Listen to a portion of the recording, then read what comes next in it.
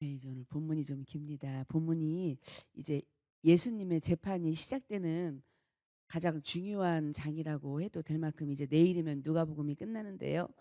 보통 이렇게 우리가 재판을 보면 죄를 기소하는 검사가 있고 죄를 변호해 주는 변호사가 있는 것이 이렇게 재판의 그 기본적인 구도인데, 아무리 중재인이라고 해도 나라에서 선임해 주는 국선 변호사라도 있기 마련입니다, 현재 이 재판은. 그런데 오늘 본문에서 이 재판은 이렇게 검사는 아주 많아요. 죄인이다라고 선포해 주는 사람들은 많은데 변호사가 없습니다. 이 본문에 오늘 23장 9절에 보시면 여러 말로 모르나 아무 말도 대답하지 아니하시니, 예수님 조차도 스스로 무죄를 주장하지 않으셨습니다. 아무 죄가 없지만 스스로 이미 죽음을 선택하셨기 때문입니다. 왜냐, 자신의 죽음으로 온 인류를 구원하실 것을 아시고 또 그 하나님의 뜻을 이루어 나갈 것을 알고 계시길래 스스로 죽음을 선택하신 것입니다. 이미 이 재판 자체로 보면 무효일 수밖에 없는 재판입니다. 합법적인 재판이 아니고 이 밤에 시작되고 제대로 된 사람들이 이루어진 재판도 아니고, 보통 이 사내들인 공의회가 사형을 언도하려면은 낮에 모여서 죄인을 신문하고 사형을 언도해야 하는데 밤에 모여서 사형을 언도했어요. 그래서 이미 그 자체가 합법적이지가 않았습니다. 그러나 로마 총독 빌라도도 갈릴리 분봉왕 헤롯 안티파스도 예수님의 무죄를 선언하였습니다. 하나님의 아들로서 이 땅에 오신 예수님께서 죄가 있을 리가 없습니다. 죄가 있으실 리 없는데, 그럼에도 불구하고 예수님께서 사형을 언도받으시고 십자가에 달리신 이유가 무엇입니까? 바로 나의 죄를 대속해 주시고 우리를 인류를 구원해 주시기 위해서 유대인들에 의해서 사형을 선고받고 제일 그 당시에 제일 극악한 죄인 십자가 처형을 받게 되었습니다. 이사야 53장 6절에 보면 이렇게 나와 있습니다. 이사야 53장 6절 본문에 보시면 우리는 다 양 같아서 그릇 행하여 각기 제 길로 갔거늘 여호와께서는 우리 모두의 죄악을 그에게 담당시키셨도다. 이사야 선지자는 무죄하신 그 예수님의 죽음을 잘 설명해 주었습니다. 우리는 마음대로 행하고 내 뜻대로 범죄하였지만 하나님께서 우리를 살리시기 위해서 모든 죄를 흠없고 점없는 어린 양 예수님께 담당시키셨습니다. 그래서 무죄하신 예수님은 십자가에 달려 죽으실 수밖에 없으셨습니다.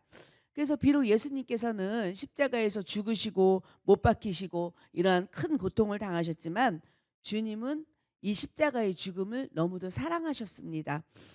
자신의 그 죽음을 통하여서 모든 인류가 구원받게 될 결과를 바라보시며 담담하게 십자가를 지셨습니다.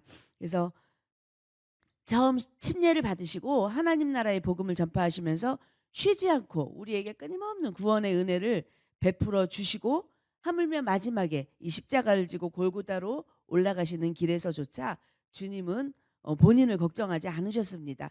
자신을 따라오면서 우는 여인들을 위로하시고 그들에게 긍휼한 마음을 가지시고 뭐라고 하셨냐면, 본문 28절에 보시면 예수께서 돌이켜 그들을 향하여 이르시되 예루살렘의 딸들아 나를 위하여 울지 말고 너희와 너희 자녀를 위하여 울라.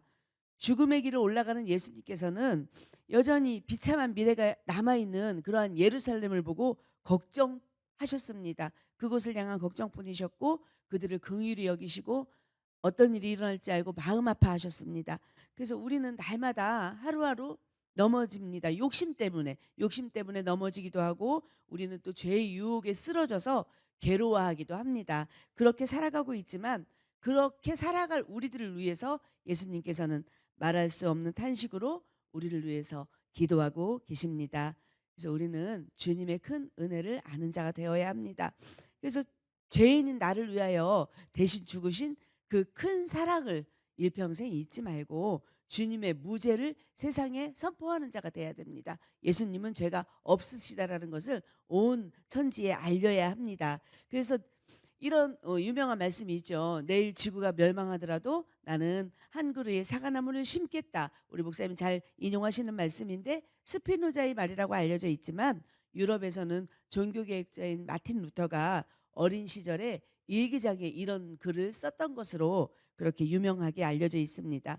이 말의 의미는 뭐냐면 내일 지구가 멸망할지라도 우리는 이미 끝이라고 생각하는 그런 상황 가운데서도 나는 오늘 나의 할 일을 꿋꿋이 해나가겠다라는 그러한 의미입니다. 십자가에서 운명하신 주님을 바라보면서 아마도 많은 사람들은 절망하셨을 것입니다. 우리는 막 기도 제목만 이루어지지 않아도 너무 낭망하고 낙심하고 절망하잖아요. 그런데 또 이런 기대도 있었을 것 같아요. 짠 하고 예수님이 갑자기 십자가에서 펄쩍 내려오셔서 힘있게 권세 있게 나쁜 놈들을 물리치고 그렇게 내려오지는 않으셨을까, 이런 기대도 있을 것 같습니다. 그러나 특별한 이변은 일어나지 않았습니다. 특별한 이변은 일어나지 않았고 지금까지 십자가에 달렸던 그 죄인들과 같은 모습으로 예수님께서는 돌아가셨습니다. 그러나 그 절망의 시간에도 여전히 소망을 가지고, 다시 올 소망을 가지고 자신의 자리를 지킨 자들이 있습니다. 오늘 본문 47절에 한번 보시면 백부장이 뭐라고 그랬냐면, 백부장이 그 된 일을 보고 하나님께 영광을 돌려 이르되 이 사람은 정령 의인이었도다 하고 골고다 언덕에서 모든 과정을 다 지켜보았습니다. 이 로마인 백부장은 예수님께서 운명하실 때 예수님을 향한 자신의 믿음을 고백하게 됩니다. 이 사람은 정녕 의인이었도다, 이렇게 믿음을 고백합니다. 아리마대 사람 요셉은 사내들인 공의의원이었습니다. 공의회원이었는데 그런 그 공의회원들과 마음을 같이 하지 않았습니다. 그리고 예수님의 시신을 달라고 요구를 하고 있습니다. 본문 52절에 보면 그가 빌라도에게 가서 예수의 시체를 달라 하여, 자신이 가진 명예와 지위를 한순간에 잃어버릴 수도 있는 그러한 상황임에도 그는 용기를 내어서 예수의 시체를 달라 이렇게 요구를 하고 있고 용기 있는 행동을 합니다. 그래서 로마인 백부장과 아리메데 사람 요셉의 용기 있는 행동과 함께 갈릴리에서 또 예수님과 함께 온 여인들이 있습니다. 그들은 무엇을 했느냐? 담담하게 무덤의 위치를 알아보고 예수님의 시체를 어떻게 두었는지를 확인하고 있습니다. 왜 그랬냐?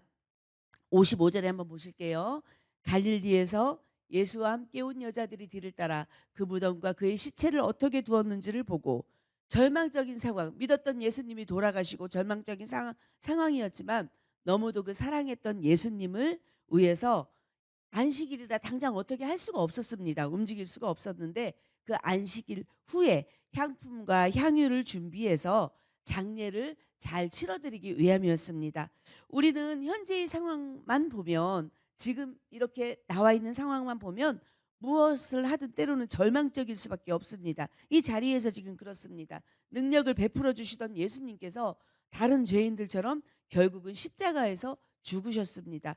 그래서 메시아로 믿고 따르던 예수님께서 돌아가심으로 이제 어떻게 해야 될까 고민이 되고 낙심이 되고 절망이 되는 거예요. 이제 우리는 어떻게 살아가야 되나, 무엇을 믿고 살아가야 되나, 이렇게 근심하는 그러한 상황 가운데서 그들은 무엇을 했냐면 최선을 다해서 자신들이 해야 할 일들을 다 감당했습니다. 시체를 찾고 위치를 알아두고 그리고 장례를 준비하는 그들에게 어떻게 소식이 들려왔냐면 3일 후에 주님의 부활의 기쁜 소식을 맞게 됩니다. 주님의 부활의 소식을 듣게 되어서 아주 큰 기쁨을 맞이하고 또 누리게 됩니다.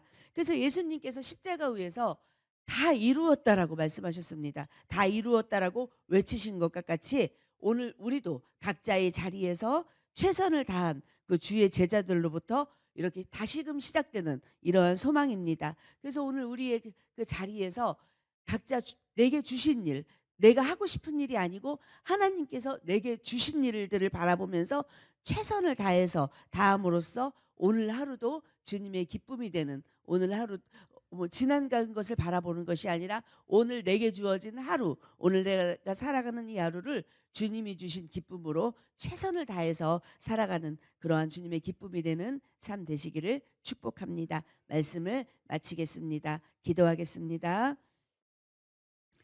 하나님 감사합니다. 오늘 본문에서 예수님께서 정말 우리의 인류를 구원하기 위하여, 아니 나 자신을 구원해 주시기 위해서 우리의 죄를 대속하시고 십자가에서 말없이 무죄를 주장하지 않으시고 돌아가실 수밖에 없었던 하나님, 그 시절로 되돌아가 봅니다. 하나님, 우리가 할 일이 무엇입니까? 예수님의 죽음 앞에서 하나님, 우리가 무엇을 준비할 수가 있겠습니까? 주님, 우리들에게 강하고 담대함을 허락하여 주시어서 하나님이 세상 가운데서 주님을 마음껏 전하고 우리 주님은 죄가 없으시다라고 하나님 선포할 수 있는 용기 있는 자가 되어줄 수 있도록 주님 도와주시옵소서. 예수님 이름으로 감사하며 기도드렸습니다.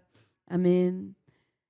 하늘에 계신 우리 아버지여, 이름이 거룩히 여김을 받으시오며 나라의 마옵시며 뜻이 하늘에서 이루어진 것과 같이 땅에서도 이루어지이다.